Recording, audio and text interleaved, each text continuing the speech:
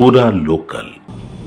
Next రాబోయే రోజుల్లో మీ party మీతోని కలిసిపోదాం అనుకునే వాళ్ళతో మీరు కలిసిపోయే అవకాశాలు ఉన్నాయి. అది ఎవరైనా ఇప్పుడు కాంగ్రెస్ పార్టీని మా దాంట్లో విలీనం చేస్తామన్నా ఒప్పుకుంటాం, మాకేం ఇబ్బంది లేదు. కాకపోతే నేను ఏమంటున్నా భయ్యా, మాతో కలిసి రావడానికి, మాతోని కలిసి రావాలంటే మా నైతికత ఉండాలి, మా భావసారూప్యత ఉండి మా పార్టీతో కలిసి వచ్చి అయ్యా మీరు చేస్తుంది మంచి పని అని చెప్పి ఆ పార్టీలు భావిస్తే మాతో కలిసి నడుస్తా అంటే మాకే ఇబ్బంది లేదు.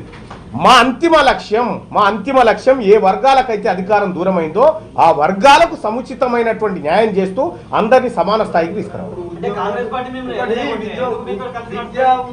విలీనం చేయమంటున్నా. అందుకే నేనేమంటున్నా, కాంగ్రెస్ పార్టీ రేవంత్ రెడ్డి గారిది కాదు, లేకపోతే మహేష్ కుమార్ గౌడ్ గారిది కాదు. కాంగ్రెస్ పార్టీకి అధిష్టానం ఢిల్లీలో ఉంటుంది. ఒకవేళ అయ్యా వీళ్ళు మమ్మల్ని మోసం చేసిరు, ఈ రేవంత్ రెడ్డి గారు జానారెడ్డి గారు మోసం చేసిరు, మీరు చేసిందే కరెక్ట్ అయ్యా, మీ అంటనే నడుస్తాను తీయని వాళ్ళు వస్తే మేమేం చేస్తాం అంటున్నా.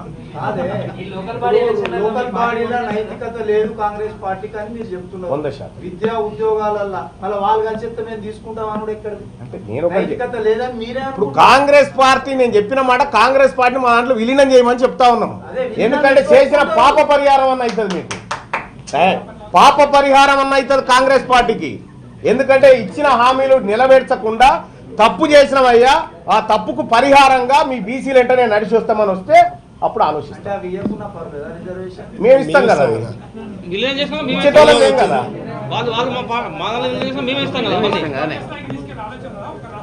లేదు, తెలంగాణ రాష్ట్రం మీదనే మా ప్రధానమైనటువంటి ఫోకస్.